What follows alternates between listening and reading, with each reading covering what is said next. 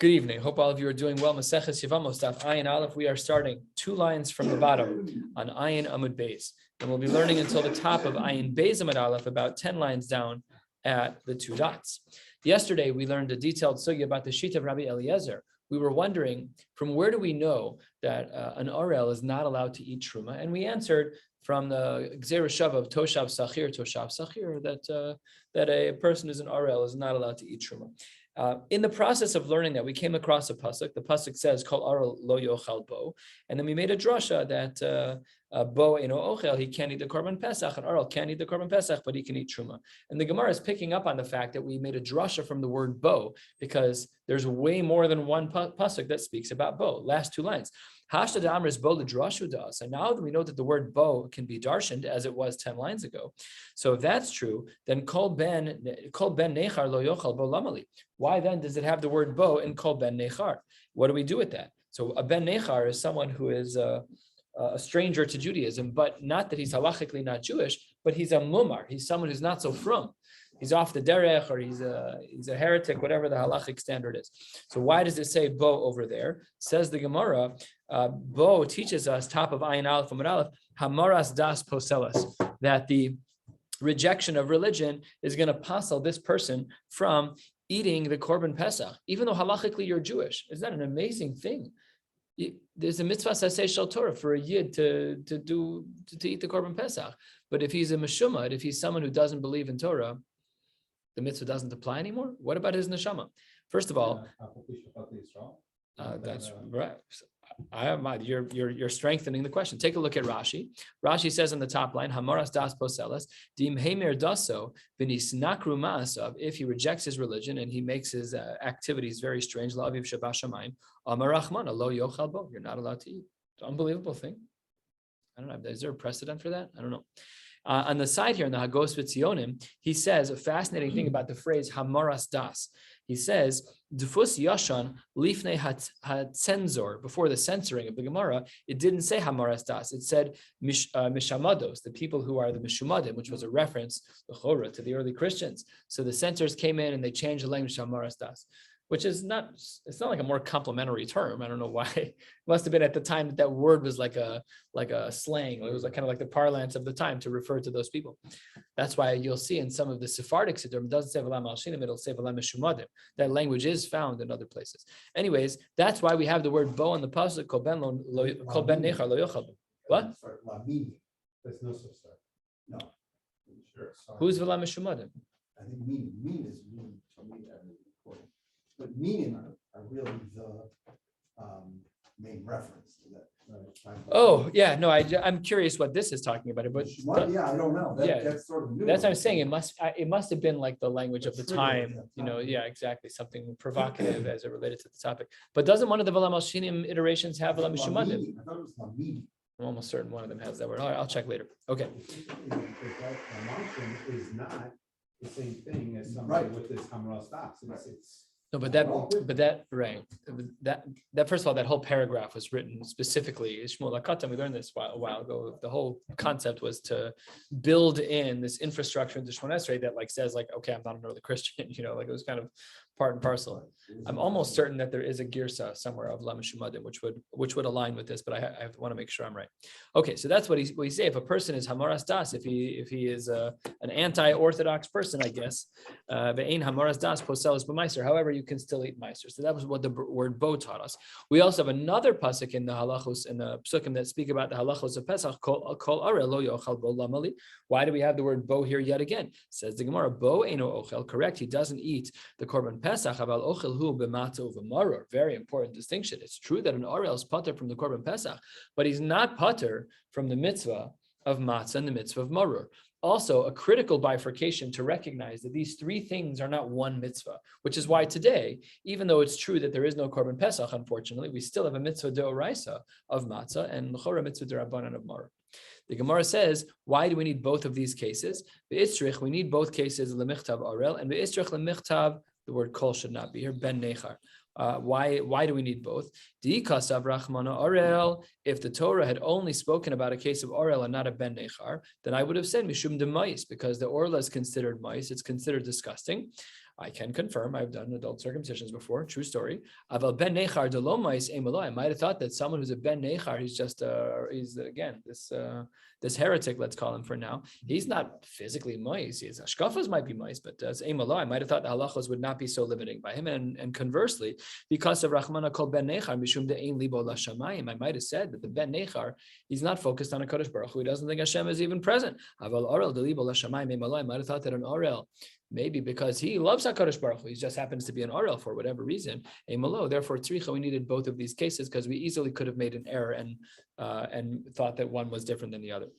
Mimenu lamali. Why is it that the psukim have the word mimenu so many times? And if you have on the side there the Torah or Hashalim with the psukim, you'll see here that it quotes the al tochli mimenu na and veloso siru mimenu ad boker v'hanosar mimenu. So the Gemara we're going to see elsewhere quotes lichadarabba amar Rabbi Yitzchak. We'll learn this in a couple of days what he said the halacha was, and we'll get there at that time and we'll reference back to this.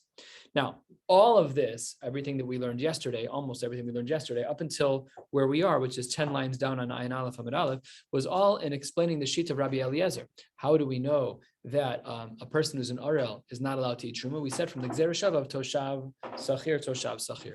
But Amar Mar, we had learned a conflicting shita, which is Rabbi Akiva Omer Eino Tzarech Harehu Omer Ish the Rabo says Orel. He says we don't need your Gzera Shava. What does he do with it? We'll learn about that soon. But Rabbi Akiva was of the opinion that we know that an Orel is excluded from Truma because of the pasuk Ish. What is the pasuk Ish? So it reads Ish mizera Aaron hutzarua ozav bakachem lo yochal. He's not allowed to eat holy foods, and in this case, we're applying that to Truma. Says the Gemara ve'emal Rabos es ha'onin. Maybe when the pasuk says Ish, we should not have included in the prohibition Orel. Maybe we should have included in the prohibition an onin. Says the Gemara, Amar Rabbi Yossi Reb Chanina, Amar Kra, V'chol Zar, Zaros Amarti Lach V'lo Aninis. We have a drasha that specifically says that an onain can eat truma, so therefore it cannot be ish. It has to be V'chol Zar. Eima V'lo Arelus. Maybe we should say that V'lo Arelus, that maybe an orel is the one that's allowed to eat truma and not excluded. Says the Gemara, no, we already included that in its own drasha, Ksiv Ishish. Says the Gemara, Umar Reis, why is it that the Torah included in the prohibition someone who is an orel and excluded from the prohibition of eating truma, meaning that he's allowed to eat truma, an onain? Why is it that an orel is not allowed to eat truma and an onain is allowed to eat truma? Says the Gemara, mistabra, it's very logical to assume that arelus havale de ribuye. It makes sense to say that the case of a person who's an orel was meant to be included in the prohibition of truma. Shekain maisim krusim bedavar ha'eved. This is an acronym, and we'll make references back to this acronym over the next two lines. Mechusar maisa umaisa begufo. That's a reference to maisim, is that he's lacking in action. He has yet to circumcise himself, and it's an act on his body. The anush kares, that's krusim from the acronyms. The punishment is kares.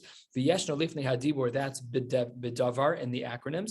That we know that the mitzvah of bris milah started with Avram Avinu well before 500, 600, 700 years before, a long time before, and as well umilas zechara va'avodav me'akebes, and that's how evident in the acronyms that we know that if a master has or a father has children or a master has slaves that are not yet circumcised, then they're not allowed to benefit from the korban pesach. Therefore, because Arelus has so many strong halachic components to it, it therefore makes more sense to assume that an orel is not allowed to eat truma than an onain. Says the Gemara, I don't agree with that logic. Adirabba, I could have easily argued that onain has a lot of unique and very sharp features to it. What are those features? Aninus havale de ribuye. Why should we have considered the possibility of including aninus in the prohibition that they would not be allowed to eat truma? Because shekain yeshna b'chol shah. Because aninus rachmana litzlan, aninus can happen at any time, at any place. And therefore, you can become an onain, and then automatically it applies. That's not true by bris milah. V'noheges ba'anoshim and noshim. Aninus applies by men and by women. Arelus doesn't apply by women. Oh, that was the Maisa this morning. I walked in, two babies. I'm like, oh, which baby's older? And the father said, sorry, the second one's a girl. I had no idea. I thought they were both boys. When we spoke on the phone, I had twins. Mazel tov. When's the brises? And we just kept talking. And I walked in and I found out that one of them was a girl. It was totally set up for two brises when we walked in. Okay, a little embarrassing, but nobody knew. Did you notice? Nobody. I don't think anybody noticed. Okay. Did you notice? I mean, I assume there were two also. Well, I texted because I thought that it was two. Twin boys. Yeah. Yeah. I found out when he walked in the building. Yeah. Anyways, little did we know, bris milah doesn't apply by girls. So that's why the Gemara says that there is something sharper about aninus. Aninus applies by both men and by women. And as well, ve'en biyado l'taken atzmo, is that you can't fix the problem. you have to wait for burial. It's not like bris milah. As long as there's sunlight, you can do a bris, but burial is not always so simple. Sometimes we are forced to wait, whatever the case may be. It's said by Rav Chaim Kanievsky that they waited till after Shabbos to do the kvura by Rav Chaim Zatzal because they didn't want people who are secular Jews to travel on Shabbos. Okay, so that's what the Gemara says. And maybe Aninus is sharper. The Gemara responds, it's not sharper. Arelus is a bigger deal. Hanach nefishin. The halacha by Arelus is a sharper halacha than the world of Aninus, and therefore it's more logical to assume that the prohibition of eating truma applies to an arel and that an onain should be mutter in eating. And Rava takes it even further. Rava Amar below hanach nefishin nami lo matzis amris. Even if we didn't say that arelus was a bigger deal than aninus, we still couldn't say that aninus was the one to be included. Why not? Because Amar Kra ish ezu davar sheyeshno beish ve'eno beisha. The pasuk specifically says it's talking about a man. What halacha applies by a man that doesn't apply by a woman that's asur b'truma? Beautiful argument. So the Gemara therefore concludes that Rabbi Akiva is of the opinion that ish the Rabo says arel that we know about arelos from the pasuk of ish. Fine. Asks the Gemara, Rabbi Akiva, hi toshav v'sachir my avidle. Oh, hold on one second. We have a Gzera Shava that we spent all day yesterday discussing, Shitas Rabbi Eliezer. Rabbi Eliezer was of the opinion, screaming from the rooftops. The reason we know that an Arel cannot eat Truma is because of the Gzera Shava Toshav Sachir. But Rabbi Akiva gave a whole different line of reasoning, a different pasuk altogether. So what does Rabbi Akiva do with Rabbi Eliezer's approach? So says the Gemara halfway down on Ayin Aleph Amud Aleph, Rabbi Akiva, Hai Toshav Sachir my Avidle, Amar Rav Shemaya, Le'asuye Aravi Mahul, the Givoni Mahul. It comes to remind us to ensure that we do not include in the mitzvah of Korban Pesach an Aravi, an Arab who is circumcised, and a Givoni who's also circumcised. Says the Gemara, V'hani Mulaninu, even if they're circumcised, do they have the status of Mahul? It's a fascinating case. Says the Gemara, after all, actually just a brief caveat here, the poskim discuss, this is brought in the Pischei Tshuva Hilchos Yoredea, whether or not you make a bracha on the bris of a Muslim. This is discussed in poskim, and we conclude that you don't, probably because of this Gemara, because the Gemara is going to say that that's ridiculous. But the Pischei Tshuva does write that if we knew who the generations of Keturah were, we would make a bracha on those brises, which is interesting. I don't have to look back in the Pischei Tshuva why we would say it on Bnei Keturah. It's all, of course, Bnei Avraham, it's Kol Mishpachta, whatever it is. But here the Gemara says, "V'hani mulaninu." Are you trying to say that there's a difference between an Aravi, an Arab who's circumcised and uncircumcised? There should be no difference at all. They don't have a status of mahul, of foreskin. No, it doesn't matter. They don't have a status of mahul. How do we know that? Because the Gemara says, "Well, it's not." If a person makes a following strange commitment, a vow, konam she'eni neheneh le'arelim. If a person says, "I refuse to benefit from someone who is an arel," says the Gemara, Mutter ba'arele Yisrael. We assume that built into his, it's an assumed caveat, is that Jews don't count in this category. The Aser b'mule ovdei kochavim. Check that out. He says, I will not benefit from arelim. And then a circumcised Aravi, a circumcised Evet Kochavim, is Aser, which means he's still an Arel, even though he's circumcised. So halachically speaking, this is a ridiculous thing to assume that we're including an Aravi and a Givoni who's Mahul. They don't have a status of Mahul even when they're circumcised. It doesn't make a difference. And not only that, let's finish off the Mishnah. And Konam she'eni nehen nelamulin. On the flip side, if a person makes a vow that they are not going to benefit from someone who's Mahul, mutter b'mulei ovdei kochavim, because they have no status of Mahul no matter what. Says the Gemara, v'aser ba'arele Yisrael. Fine. So what we learned from this brisa in the first part of the brisa is that an eved has no status, a goy has no status of being mahul. So therefore, the words toshav v'sachir can't come to include a case of, the Muslim Arab guy is circumcised. By the way, he can't have the Korban Pesach. We know he can't have the Korban Pesach. That's nothing new. So therefore, the Gemara says, Ella, you're right. What then does Rabbi Akiva assume is the drush of toshav sachir? Ella la'asuye, to remind us that the following people are prohibited from participating in the Korban Pesach. Ger shemal v'lo taval. You have a person who went through the gerus process, but they did not go to the mikvah yet. And v'katan shenolak shehu mahul. And a child, a newborn, who's born mahul, without a foreskin. Statistically speaking, that is exceedingly rare. We do see partial foreskins, which make for more difficult brises, but to see a baby that's born perfect with mamish just looks like they're circumcised at birth, that's not something that really happens, as far as I know. I've never seen them. I've never heard of them. Maybe I'm sure it happens somewhere in the world, but it would be a fluke if it did.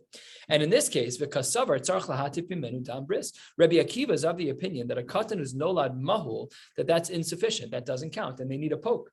So there's a big machlokas poskim. Do you poke only on the shaft itself, or is it also on the atara, or is it only one or the other? Different shitas. But Rabbi Eliezer argues with Rabbi Akiva. And the reason why Rabbi Eliezer was able to use Toshav Asachir for what he used it for, which was to teach us that an Arel is not allowed to eat Truma, was because he completely disagrees with Rabbi Akiva. Rabbi Eliezer Lataime, who says, the Amar Ger Shemal Velo Taval Ger Ma'al, he says that Tvila is not an ikar part of the Ger's process. And as long as there's Mila and Kabbalah and mitzvos, even if there's no mikvah, Ger Ma'al, the Kasavar, he also holds, contrasting with Rabbi Akiva, that Katan Shnolad Mahol Ein Tzarech Lahatif Mimenu Dam Bris. Crazy shita. That if a baby is born without a foreskin at all, he's done. He cannot fulfill the mitzvah of bris milah. He has no orla. He's not an arel, but you don't get a mitzvah because you didn't do anything. And there's no need to do atafas dam bris. Because of this machlokas Rabbi Akiva and Rabbi Eliezer, we therefore never make a bracha on atafas dam bris, no matter the circumstances. Because Rabbi Akiva was of the opinion that you do need to make a bracha, that you do need to do atafas dam bris. But Rabbi Eliezer was of the opinion that that's absolutely not necessary. That said, if a person is doing a hatafas, let's say as a moel, if a moel is doing hatafas dam bris that day, he still patters the room from tachanun. Because we still do assume that there's a mitzvah. However, it's not quite strong enough that we're able to make a bracha on hatafas dam bris. I have Rabbi Eliezer. What does Rabbi Eliezer do with the source of ish ish? Because remember, Rabbi Akiva didn't use Toshav Sachir because he was learning out these exceptions to the rule about Ger Shemal Velo Tabel in the case of Katan Shenolad Mo. But that's not what Rabbi Eliezer holds. So what did Rabbi Eliezer learn with the words of Ish Ish? Says the Gemara, he didn't do anything with it. Hi Ish Ish, my Avidle, Dibur Torah Lashon Bnei Adam. No, it's just Lashon Bnei Adam. It's we see this in Rashi sometimes, Ala Torah, Dibur Torah Lashon Bnei Adam. It's the way people speak, but nothing is meant to be darshan from this. No exegetical intentions in the Torah when it says Ish Ish. Let's get into some lamdas about bris milah. Boy Rav Chama bar Ukva, Katan Arel. If you have a baby who is an Arel, Rashi about a little bit less than halfway on the page says that this is Toch Shmona. So let's say it's day 5. Baby's 5 days old. Ma'ula sucha b'shemen shel truma. Are we allowed to anoint this baby with the oil of truma? Rashi highlights that, remember from the world of Yom Kippurim, that sicha is kishasiya. Anointing is like drinking in halachic terms. So therefore, if the child is an Arel, then he can't drink it. Irrelevant of his age, he just can't drink it. So is he an Arel or is he not? Says the Gemara, let's paint the Chakira. Arelus shelo bizmana me'akva. Do we say that yes, he's an Arel, but it's shelo bizmana, there's nothing he can do about it, and still it would be ma'akev, even though he has no control over the matter? The Raman Shulchan Aruch writes that if you do a bris before day 8, it's a 0. So people ask me this all the time, I can't do Sunday. Can you do Friday? I'm like, no, there's nothing. Flatline. You can pierce your ears, cut your toenails, same difference. It's not a bris. And then you run into the Shaila, Rabbi Eliezer, Rabbi Akiva, do you need a tafas on bris? So that for sure not. So do we say it's not ma'akva? So the question that was asked on the top layer is, can we anoint a baby with the oil of truma? The deeper question is arelus when it's not the zman, is that still arelus? So says the Gemara, let's see. Amar Reb Zera, Tashma, we have a brisa. Ainli Ella, what do I know about Korban Pesach? Ainli Ella, Milas Zechara B'Shas Asiya, that when a man has children, that they have to be circumcised by the time the Korban is brought. The Avada B'Shas Achila. And the Avadim, my Avadim, if I'm eating the Korban Pesach, they have to be gemalt by the time they get to Achila. Fine. How do we know that really it's even more strict than that? And Rashi highlights what's going on here because this question seems a little vague. Rashi, 2/3 of the way down, minayin litain. How do we know, says Rashi, the gabe banim nami im ra'ui limo b'shas achila v'lo hayalo b'shas asiya minayin shema'akvo me'achilas pischo. So what Rashi says is, how do we know that if a Jewish child does not have a bris by the asiya, by the hakrav of the Korban Pesach, but he does have a bris before the achila that he's not allowed to eat? So says the Gemara, that learned out, Tamalamar, l'gzera shava. 2 psukim, we learn gzera shava, that a Jewish child who only got his bris after the asiya of the Korban, but before the achila, he's not allowed to eat. Says the Gemara, well, hold on one second. How does the mitzias of this case work? Bishlama avadav, I could understand the case scenario where an Eved only gets his circumcision after the Korban Pesach is brought, but before it's eaten, because Mishkachas Ladi Isnu B'Shas Achila V'Lesnu B'Shas Asiyah could go into Zavninu Beni Beni. If I only purchase that Eved after Chatzos, after I bring my Korban on Erev Pesach, then I only have one option, which is to circumcise him right now. That case I understand. However, Elad Zecharav, what is the case scenario of a child who was uncircumcised by the Asiyah by the time the Korban Pesach was brought, but was circumcised by the time the Korban Pesach was eaten, and he is therefore ineligible. Says the Gemara, what's the case? So the Gemara says, isn't it a case scenario that the child was born after Chatzos Hayom on Erev Pesach, after the Korban Pesach was shechted, but before the Korban Pesach was eaten? Says the Gemara, therefore, Shma Mina, we would therefore learn from here that Arelus Shelo Bezmana Havya Arelus, because the Gzera Shav of Az told us that Jewish child, if he's not circumcised by the Asiyah, that he cannot eat from the Korban Pesach. So we see from here that if a child is born between the shechting of the Korban Pesach and the eating of the Korban Pesach, it must be that Arelus Shelo Bezmana Havya Arelus, and it's Ma'akev. Says the Gemara, Amar Rava, which is actually corrected to Rabbah for lengthier reasons. Please see the note in the Gilyon. Amar Rabbah b'Tizbara. Is that logical? What does the pasuk say? Himol lo kol zachar amar Rachmana. You have to circumcise all the zachars. Ve'az yikrav la'asosa. Then you can take care of the korban. V'ha'ilad bar mehilahi. Making a diuk on the word himol. You can't say the person's an arel when he's not even able to be circumcised. That's not called arelus. That's not what it means. So says the Gemara, and what then is going on? What was the case scenario where we could have a child who was not able to be circumcised by the korban of the korban Pesach, but was able to be circumcised by the achila? If the child, Rahman al gets sick, says the Gemara, if a child gets sick, systemically sick, like a full cholakol gufo, says the Gemara, that he's not. That wouldn't be the case here, because if he starts to get sick right before the achila, he has to wait 7 days, because says the Gemara, and this time we're going to include the parentheses. If a baby gets sick, you have to wait a full 7 days, no matter where you are. If an adult gets sick before his, you have to wait a full 7 days in order to do a bris. So if the baby got sick between noon on Erev Pesach and Shkia on Erev Pesach, there's no bris at all. Forget that. That's not our case. There's no way he could be circumcised before that.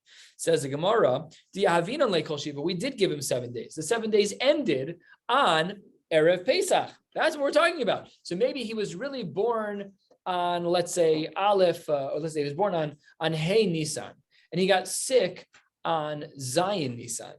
So when is he allowed to have his bris? 7 days later, on the 14th of Nisan.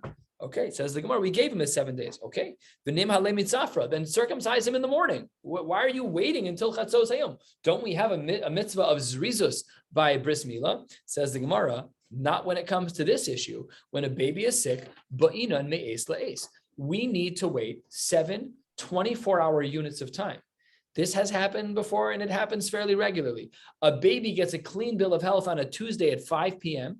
You are not allowed to do that bris until next Tuesday at 5 p.m. He is ineligible for circumcision until that time. So the Gemara is saying here, maybe that's exactly what happened. The baby only became ill exactly 1 week before the Korban Pesach should be brought at 3 p.m. So when is he healed? 3 p.m., right after the Korban Pesach was brought, but before the Achila. That's the case of the Mishnah. Says the Gemara, wait 1 second. Top line, Ayin Aleph on the base. Ve'atani, we have a bryce in the name of Luda. That's a person's name. And we said, Yom Havra'aso ki Yom Hivaldo. The day that he's healed is like the day that he's born. My love, doesn't that mean that my Yom Hivaldo lo ba'inan me'es la'es, just like a baby's born 1 minute before Shkia on a Tuesday. The next Tuesday, the bris could be by Netzachama. It doesn't have to be at the end of the day. So it says the Gemara, just like on the day that a baby's born, we don't need me'es la'es to start at a very specific time. Af Yom Havra'aso, even on the day that's healed, where the baby is finally healed, lo ba'inan me'es la'es, says the Gemara, Luda is not correct. Lo, that's not right. Adif Yom Havra'aso, there's something more strict, more powerful about the day that a child heals, mi Yom Hivaldo, from the day that the child is born. So we found our first answer to our case scenario, a case scenario where a child is only able to be circumcised between Chatzos Hayom, which is when the Korban Pesach is brought, and the time that the Korban Pesach is eaten. The only case scenario is when he has healed from an illness, a systemic full body illness, not a little nothing. It has to be systemic enough. So these shilas come up every week. Like, how do we define sick enough? If they're in the NICU just for observation, is that called ill? What's the diagnosis? Were they on a breathing tube? Were they on a feeding tube? I don't answer any of these questions. I just call Rabbi first because he's a mole and a bucky and everything, and he just tells me what to do. Because how do you determine a systemic illness? They gave medicine preventatively because the mother had an infection, so therefore the baby might have had an infection through the blood. I have no idea. I don't know any of these things. I just know if you're very sick, you push off the bris 7 full days. If you're not very sick, then you can do the bris once the baby feels well enough, even without waiting. So that was answer number 1. We're going to see a whole bunch of more answers. Another answer is no, he didn't have a whole systemic illness. His eyes hurt, which is code word for saying he had a small little issue, and he was so upset that they couldn't give him a bris. All of a sudden, he started feeling better around 4 p.m. on Erev Pesach, and that's another possibility. Fascinating answer. So the Gemara says that the mother and the father were in jail, and they only were released after the Korban Pesach was brought. Very complex Rashi over here. The Girsa is very complicated. The Aruch LaNer asks a question on Rashi. Let's look at Rashi just for a moment. Rashi Dibur Hamaschil Chavushin, about 10 lines down from the top of the page. So they were in jail. When were they in jail? B'shas Asiyah, at the time that the Korban was brought. U'mitzvas Mila Mutelas Alehem. Velo alacherim, and the mitzvah of bris milah is first and foremost alehem. That should be alav, no? Why is it plural? So the Aruch LaNer picks up on this, and he says that Rashi might be hinting to his own unique shita that a woman may have some level of chiyuv in bris milah. That's completely not. No, a fundamental, like in Chum, that's what you do when you're stuck. Understood? That was Metzias. But we're talking about lechatchila. Otherwise, why is he saying that aleim? They're both in prison together. She doesn't have more of a chiyuv than him. So the Aruch LaNer picks up on this and discusses this issue. But let's continue in Rashi. It's not the question of Rashi, the question of Gemara. Why does the Gemara say keep going?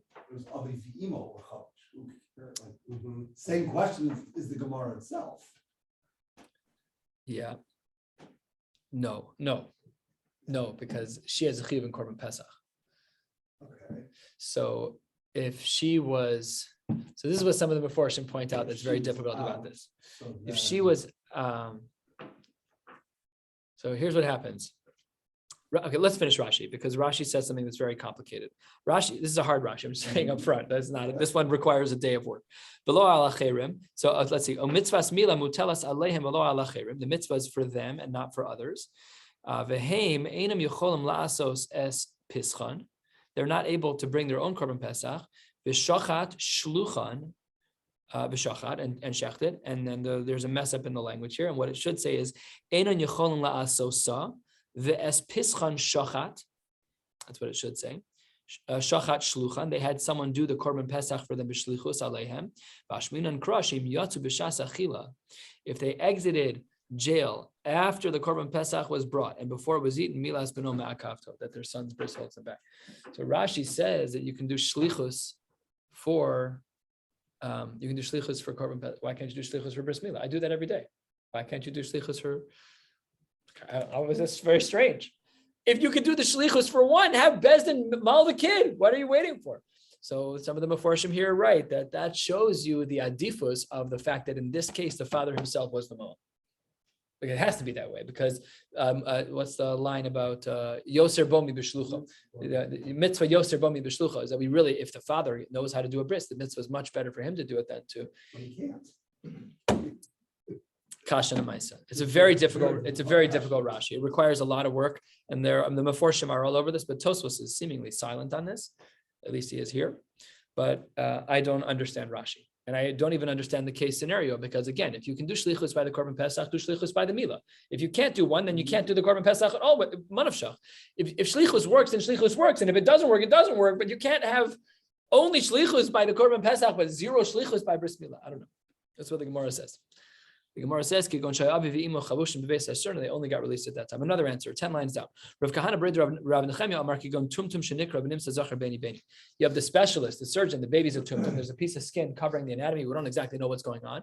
Couldn't tell. And therefore, the doctor, he only had an opening at 3 p.m. on Erev Pesach, after the Korban Pesach was already shechted before it was eaten. And then they remove the skin and they find it's a zachar beni beni. They find out he's a baby. Right then, 3 p.m. Oh, yeah, we only have 3 hours till Shkia. Where's the mo? Go do the bris, and therefore that's a case where they would not be able to eat the korban pesach. Next, Rav Shravya, the last answer here, gives a very, I'll call it a nukimta type of answer, very unique, creative answer that hopefully never happens. Rav Shravya Amar Kigon Shahotzi Rosho Chutz Leprosdor. Rashi says, the Gemara says that he has the baby's head protrudes in the birthing process a week before korban pesach is brought, and the baby then retracts back into the mother. Really, that's the day of the Leda. because the baby was born, Leda, right? But he hasn't left the womb yet. And therefore, the bris is going to fall out on day 7, day 8, which is going to be Erev Pesach, but she only delivers the baby proper after the Korban Pesach was brought. Says the Gemara, Omichai, can a baby live like that? How is that even possible? The Tanya, we have a brisa. Once a baby is brought into the world, at least in some way, then, and this is the miracle of birth, this is a line we should all memorize, is that we know that the things that should be closed, that were closed, open, and the things that were closed were open are now closed. Says the Gemara, if not for that, so if the baby was considered to be beleda 7 days before, on the 7th of Nisan, the baby's head was protruding. Therefore, all of the biological changes should have occurred then, but then the baby's still living in utero. How is that even possible? Says the Gemara, he was being sustained by a fever. So what Rashi says here is basically that. Take a look at Rashi. Fascinating Rashi. Rashi is about halfway down. That he's fed by the fever. Hacholi zan esachola. The illness feeds the child. You ever you're really sick, you just can't eat, and you literally lose 5 pounds when you're not feeling well? You just mooch off your body's fat reserves. So the Gemara says when someone is sick, that's what happens. The baby's not going to die from food. The baby was able to sustain itself over the course of the illness. Asks the Gemara, Ishta Daman, who was sick? Who was the one who had the fever? If the baby was sick, that doesn't work. We have to wait 7 more days till the baby's healthy. For sure, that's not the case. It must be It must be that he was sustaining himself off of the feeding of the mother, and therefore he was fine. He managed. Strange who came to. Maybe we would say that the brisa that says that a child can't live unless niftach hasasum nistam apasuach that's if a baby doesn't cry. Once he's already breathed on his own, then michyachai, then he is able to live under these circumstances. Again, the Maseches is quite complicated over here. That's what the Gemara says. 2 more sugyas for the night. We're just about halfway down. Ayin Aleph on the base. Amar Rav Yochanan Mishum Rav Bena. Orel Mekabel Hazah. An Orel is allowed to receive Hazah. He's allowed to become purified from Tumas Meshkim. We know that our forefathers, that they were able to get Hazah when they were Arelim. Shenemar Va'amalu Mina Yarden Be'asor Lachodesh Harishon. That they came up from the Yarden on the 10th of the month. This is 4 days before the Korban Pesach. Be'asara, on the 10th day, lo mahile mishum chulsha de'orcha. On that 10th day, they did not get bris milah because of chulsha de'orcha. That's not the right day to do the mitzvah, which, by the way, goes to show you that the mitzvah of zrizus is contrasted by chulsha. Is that if you're doing something that's very taxing, then the mitzvah doesn't apply anymore of the zrizus makdima. We push it off, not even just hours in the day, even by the day altogether. If there's chulsha, that's what the Gemara seems to say. Says the Gemara, Hazah emas abid lahu lav kshein aredim. When was the Hazah done in order for them to bring a korban pesach b'tara? It must be that they had Hazah, that they were nitar by the mechatas. Says the Gemara, when did they do this? Lav kshein aredim. Says the Gemara, wait a second, hold on 1 second. The Dilma lo avid Pesach klal that year. Maybe the Pesach didn't start that year. That's right when they got out. Maybe it just didn't happen that year. Says the Gemara, lo sal kadaitach. Can't be. They actually did it that year. How do we know it's that year? Okay, not for now, but that's what the Gemara says. Oh, we learned about this in Maseches Pesachim. We know that if Rov of Klal Yisrael is Betuma, we still move forward with the Korban Pesach even though it's Betuma. It's fine. It's Tuma Hutcha B'tzibur. We're going to let it go. So maybe this year they didn't do Hazah at all. And you can't bring a raya that an Aral can do Hazah, because if this year it was a Pesach above Betuma, nobody needed Hazah, everybody was Tameh. What's the difference? Says the Gemara, no. Amalei Ravashi, Tanya Beheja Malu V'Tavlu V'Atzpischem B'Tara. Not possible. So we therefore see, because this brisa indicates that they were circumcised and they went to the mikvah and they did their Pischem B'Tara, that goes to show you that it must be that they did as our Relim, that they had Hazah. Next sugya. Amar Rabba Bar Yitzchak Amar Rab Lo Nitna Priyas Mila LeAvram Avinu. That when Avram was challenged to do the mitzvah bris milah, he did not have to do priya. So there's 2 layers of the orla. The outer layer looks like regular skin, continuation of the shaft skin, and then where it folds in on itself at the top, it folds back in. The inner layer is called the mucosa lining, a very filmy consistency. It is not the same as regular skin. It's not stretchy like reproductive skin is on the anatomy. It doesn't stretch. And this skin is called the Or HaPriya. So the outer layer is Or HaOrla. The inner layer of that same skin, the second side of that skin, the inside of that skin is called the Or hapriya. And Avram only had a mitzvah to remove the outer layer. Shne'emar, as the pasuk says, Bo'isi Amar Hashem al Yoshua Sedecha Charbos Tzurim. And then seemingly the most important part of the pasuk is left out. V'shuv mol es bnei Yisrael sheni, says the rest of the pasuk. It says the Gemara, V'dilmach hanach delo mahil. Well, maybe what the pasuk is talking about is not that Avraham didn't have the mitzvah to remove the priya. Maybe what it means is that the rest of the Jews who were still uncircumcised got bris milah. Mehechatesi, that it means that we should separate the or ha'orla from the or ha'priya. After all, the pasuk reads Kimulim hayu kol ha'am hayotzim v'chol ha'am hayulodim, and all the children that were born in the desert. The pasuk concludes Bamidbar b'derech b'tzesim mitzrayim lo malu. So there were a lot of Jews that when they came up from Mitzrayim that they were not yet circumcised. So maybe when the pasuk says Mal Yisrael Shenis, maybe that doesn't mean that Avram didn't have the mitzvah of or hapriya and only the mitzvah of orla. Maybe it was a reference to something altogether different, which is the people who have yet to get circumcised should get a bris. Says Gemara, Im Kain, my shuv. What does it mean? They should repeat. Obviously, it's speaking about Abraham. Says the Gemara, Elalav lepriya. Umay shenis. What does it mean that the pasuk says shenis? We already said shuv that you have to repeat. Why bother saying shenis? We already got the point. Says the Gemara, La akushe sof mila l'tchilas mila, to teach us that the end of this kind of bris mila is similar to the beginning. Matchilas mila milakeves, just like the beginning of bris mila, namely, just like the outer layer of skin, if it's not removed as me'akev. Af sof mila me'akeves me'akven bo. Even the end of bris mila, namely, even for the inner layer, the or hapriya, that's also me'akev. If too much is left over, so the halacha is that the bris is not a bris. You'll have other problems too, but halachically speaking, it's not a kosher bris. It's not. The Mishnah writes, how do we define tzitzin, which is like adhesions, little skin tethers that are connected to the atara, when they really shouldn't be? When is that considered to be problematic to the point that the milah doesn't count? Basar hachofes rov ha'atara, ve'ein ochel b'tshuma. If you have skin that is covering rov of the atara, then you're not allowed to eat truma. It should be Omar Ravina v'itema Rav Yirmiyah bar Abba Marav basar achofe es rov gova shel atara, in any one spot on the height of the atara. So let's say the bris was all around great. This is the atara, but there's one little jagged piece of skin that reaches up on the crown. Then the bris is not kosher. Halachically, you'd have to peel that down, and aesthetically, sometimes that skin has to be removed. So that's what the Gemara says over here. So we see very clearly that why does it say shenis? To teach us that the halachos by the or ha'orla and the or ha'priya are similar in that they both need to be removed enough that most of the crown is revealed. Says the Gemara, 2 lines from the bottom, Uva midbar, my time lo mahol. Why were there Jews in the midbar who didn't get circumcised? They should have all gotten circumcised, says the Gemara. It could be because it was a very challenging terrain. It was a very difficult walk. Top of Ayin Beis Amud Aleph. Because there was no northern wind. Rashi, Ruach Tzvonis, Noche lo chama v'lo noche. It's pleasant. Lo chama v'lo tzonenes. V'chama zorachas. It's not too hot. It's not too cold. And the sun is shining. That's what we hope for every day. And that's what the Gemara says is the ideal type of weather in which to have a bris. Says the Gemara, the Tanya, Kol osan arba'im shana shayisrael b'midbar, for those 40 years, lo nashba lem ruach tzfonis. They didn't have that northern wind. My time, why not? Some say because they were getting punishment from HaKadosh Baruch Hu and Nizufin, that they were being insulted or given a consequence. They didn't want the wind to be there because they didn't want the wind to disperse the clouds of glory. That's very strange. First of all, we know that one of the 10 nisim in the Beis Hamikdash is that the wind never moved the smokestack from above the Mizbeach. So this is a HaKadosh Baruch Hu's glory clouds. I'm sure we could arrange something like it's. I don't understand the Gemara. I'm sure there's more here, but not for now. And Amar Reb Papa Hilkach, therefore, Yoma de'eva v'yoma de'shusa lo mahalinan pei. If you have a day that's very cloudy, Yoma de'eva yoma de'shusa. Rashi defines these for us, these terminologies, 6 lines down. Yoma de'eva is Yom ha'ma'un, on a cloudy day. Yoma de'shusa sheruach dromis min hasheves v'ikashim mikol haruchos. If there's a wind coming from the south, we should not do a bris that day. Says the Gemara, lo mahalinan be, we don't do brises, v'lo mesuchrinan be, we also don't do any bloodletting.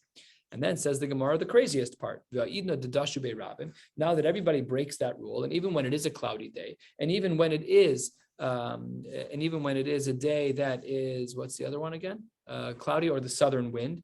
Now the dashu be'rabim, because nobody follows that rule. Therefore, shomer p'soim Hashem. Wow. But really, Ladina, it should not be that way. Really, it should have been that you're not supposed to do a bris when there's clouds out. That's something's going on in Shamayim. You're not allowed. And if it were to be a case of the Ruach Tzfonis, you got to go outside and take your little tool, find out what's going on. That's what the Gemara says. Shomer P'sayim Hashem. We'll stop right here, pick up a ton of Rabbanan tomorrow night. Wishing you all a beautiful night.